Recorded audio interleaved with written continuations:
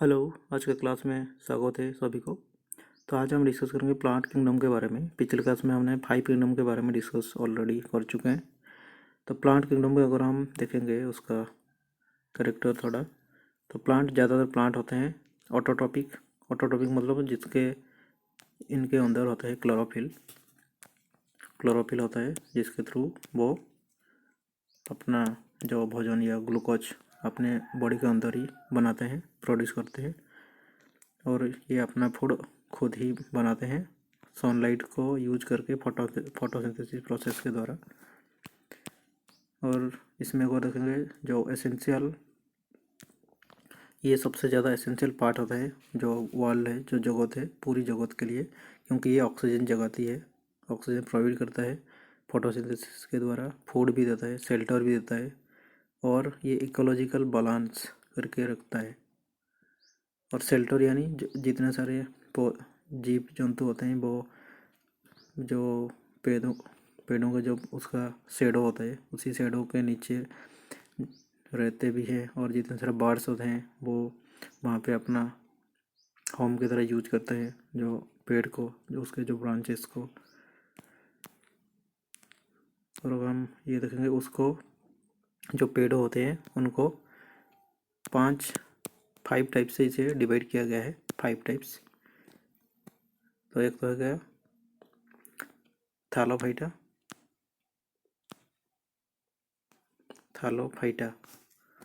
और दूसरा है ब्रायोफाइटा, और तीसरा है टेरिडोफाइटा।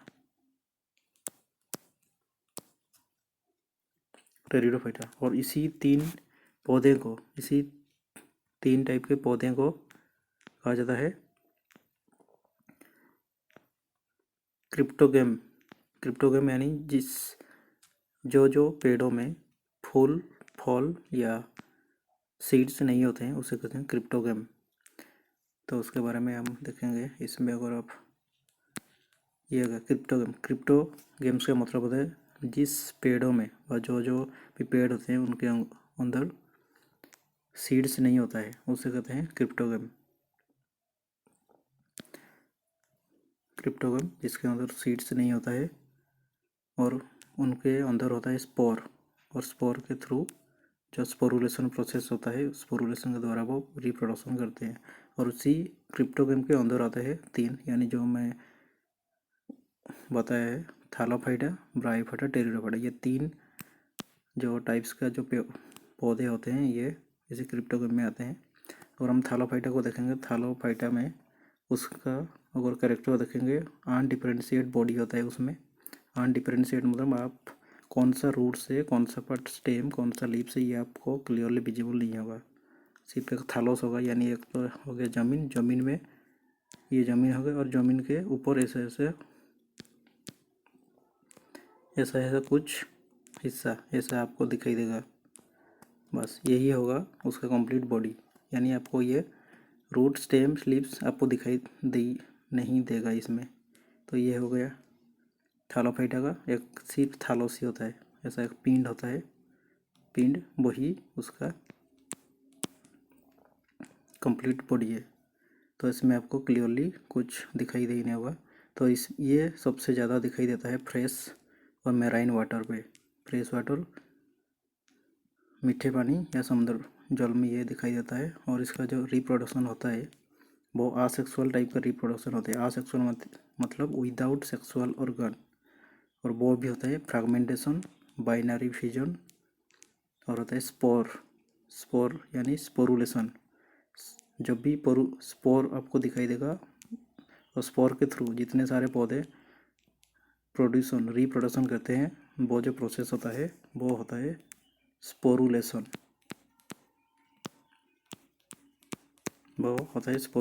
जो कि स्पोर के द्वारा करते हैं। तो स्पोर भी आसेक्सुअल रिप्रोडक्शन।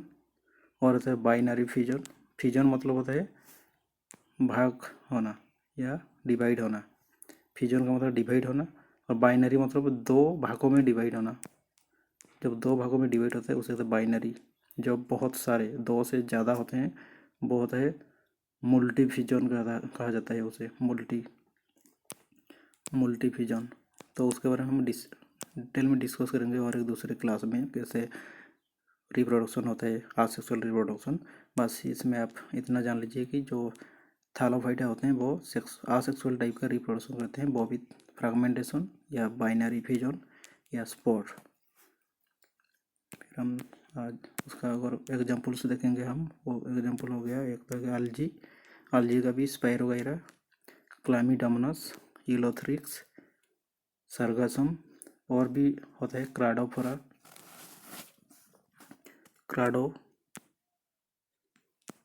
क्राडोफोरा भी होता है, और एक होता है कारा, ये भी होता है इसी थैलोफाइटा का पौधे। फिर हम देखेंगे ब्रायोफाइटा का। ब्रायोफाइटा भी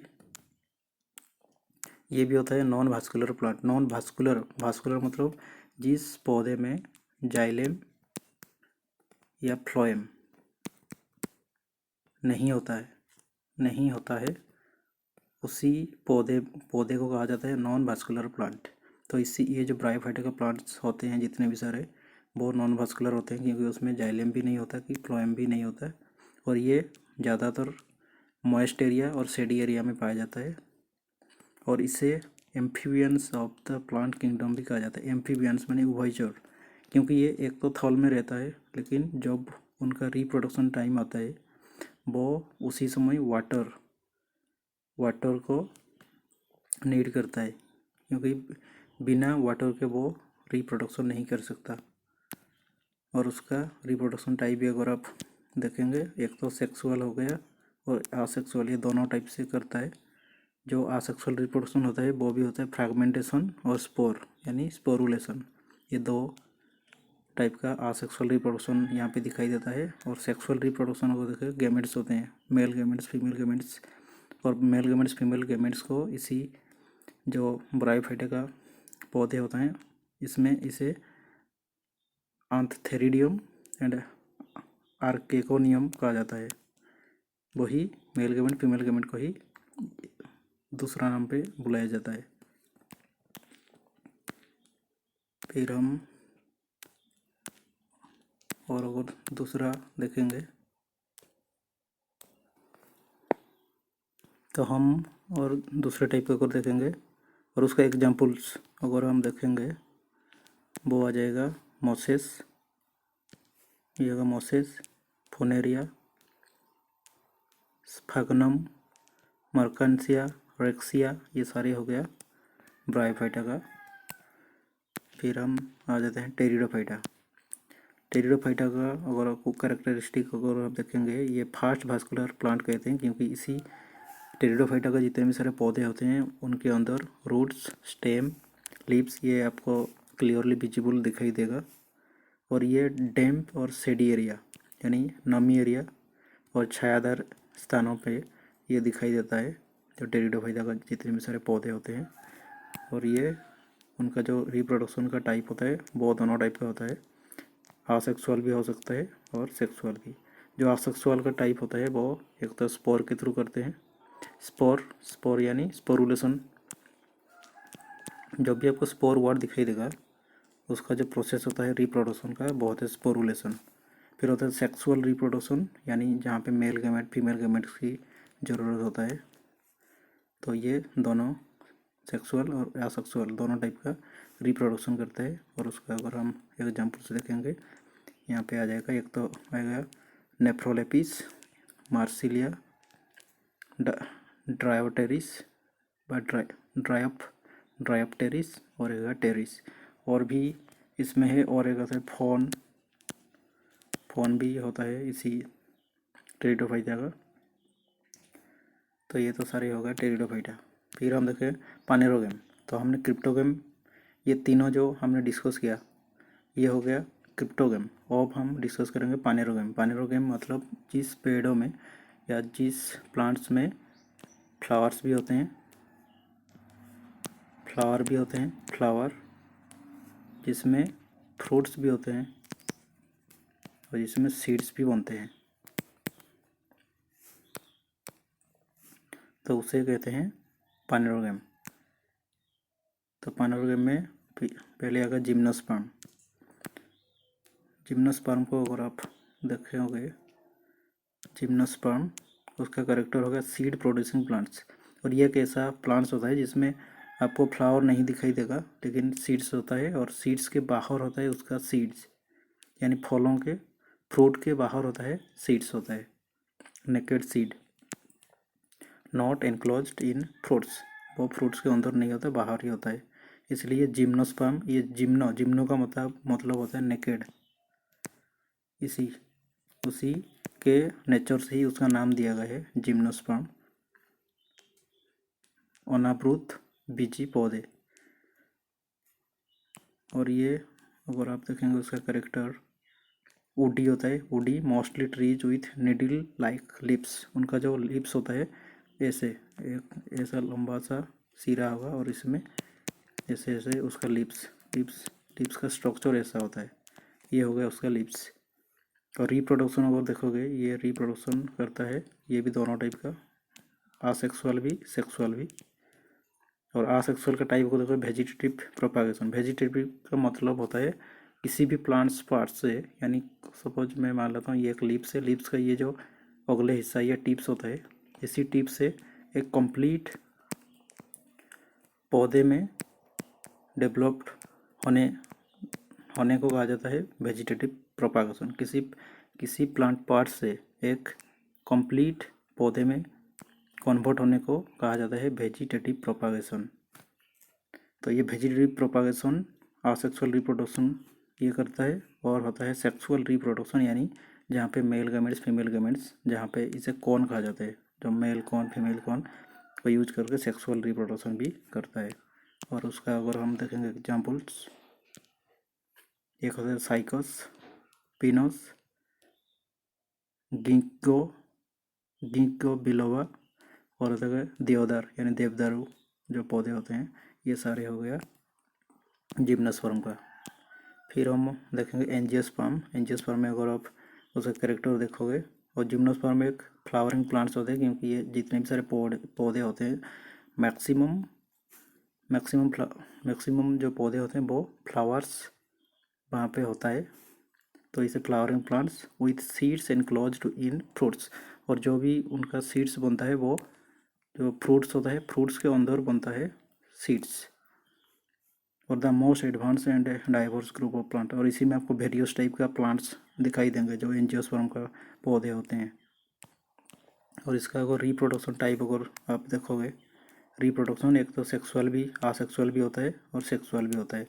आसेक्सुअल टाइप यानी वही वेजिटेटिव प्रोपागेशन जो जिम्नोस्पर्म में होता है, वेजिटेटिव यानी किसी भी प्लांट्स पार्ट से वो सेल डिवीजन करके एक कंप्लीट पौधे में बन सकता है। फिर होता है सेक्सुअल में जो फ्लावर होता है उसका उसी फ्लावर में होते हैं उसका मेल पार्ट फीमेल पार्ट, उसी को यूज करके वो सेक्सुअल रिप्रोडक्शन करता है। और इसी का जो फूड होते हैं जो एंजियोस्पर्म का, वो सीड जो भी फ्रूट्स होते हैं वो फ्रूट्स के अंदर सीड्स होता है, यानी enclosed by fruits in the fruits. और इसी एंजियोस्पर्म को भी दोनों टाइप पे डिवाइड किया गया है, एक तो है मोनोकोट,